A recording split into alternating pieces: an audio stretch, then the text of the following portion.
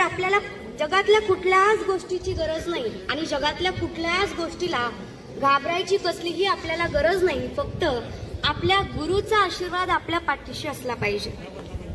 तुकोबारायांनी नंतरही म्हटलेलं आहे की राजियाची कांता काय भीक मागे, मनाची या जोगे सिद्धी पावे.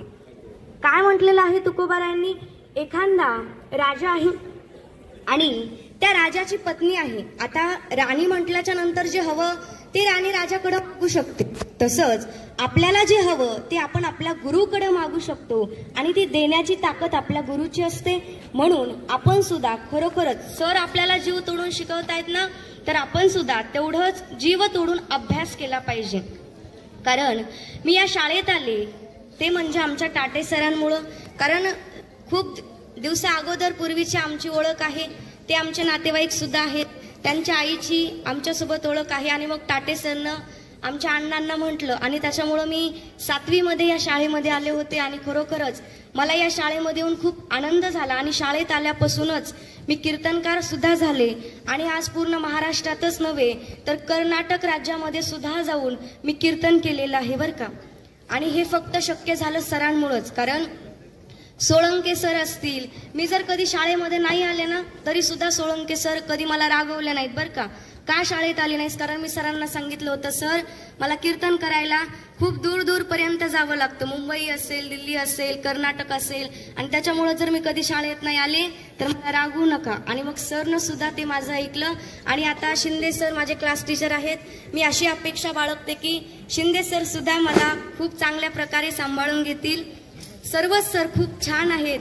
आमच्या छाया मॅडम असतील, भोसले मॅडम असतील, काटकर टीचर असतील, यांच्या सासूबाई सुद्धा माझ्यासोबत भजन करायला असतात बरं का.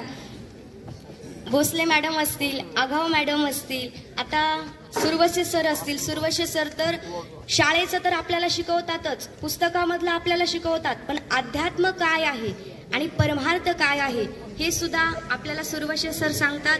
आणि मी सुद्धा अनेक कथा सुरवसे सरांकडून, परत आमचे बाबा मुंडे सर असतील, टाटे सर असतील आणि आपले प्रिन्सिपल सर म्हणजे मोरे सर असतील, एवढा सुंदर त्यांचा स्वभाव आहे. कसलेच कडक नाहीत, काही नाही, म्हणजे सगळ्यांसोबत मिळून मिसळून मोरे सर. आता त्यांच्याकरता जोरदार टाळ्या वाजवा. कारण कसलाही गर्व त्यांच्या अंतःकरणामध्ये नाहीये बरं का. काम, क्रोध, लोभ, मद, मत्सर आणि अहंकार हे 6ही षडविकार त्यांच्या अंतःकरणामध्ये नाहीयेत. म्हणजे सगळ्यांसोबत मिळून मिसळून असे राहणारे आमचे मोरे सर असतील, बाबा मुंडे सर असतील, शहापुरे सर असतील आणि हाके मॅडम असतील आणि उमेश सर असतील. सर्वच सर अत्यंत चांगले आहेत. वाघमारे सर असतील, शास्त्री सर असतील. मी शास्त्री सरांकडूनच खूप काही कथा ऐकलेल्या आहेत आणि त्या कथा सुद्धा मी कीर्तनामध्ये सांगण्याचा प्रयत्न करते. शास्त्री सरांसाठी सुद्धा जोरदार टाळ्या वाजवा. काळम सर असतील, वानखेडे सर असतील, नकाते सर असतील, बोमले सर असतील, सर्वच असतील, शिंगणे सर असतील, जाधव सर असतील, वाघमारे सर असतील, श्रीराम सर असतील, सर्वच असतील बरं का. आता मी शाळेत येते पण कधीतरी येते, त्याच्यामुळे मला सगळ्या सरांचं नाव काही माहित नाही, म्हणून सर्वच सर असतील बरं का. सर्वांच्या चरणावरती या ठिकाणाहून साष्टांग धन्यवाद प्रणिपात करते आणि व्याख्यानाला प्रारंभ करते. बघा, आपण शाळेमध्ये येतो, शाळेमध्ये आल्याच्या नंतर छाया मॅडम गेट जवळ थांबलेल्या असतात. मग छाया मॅडम काय करतात, एखाद्या पुरीचे जर केस मोकळे असतील तर छाया मॅडम काय करतात, तिचे केस ओढतात आणि तिला थोडंसं रागवतात. पण त्या रागवण्यामागचं कारण काय असतं हे आपल्याला माहित असतं का? आपल्याला वाटतं बाई छाया मॅडम तर खूपच आगाव आहेत, वाटतं बरं का मॅडम. असं आमचे केस ओढतात, चक्क आम्हाला छाया मॅडम भांडतात.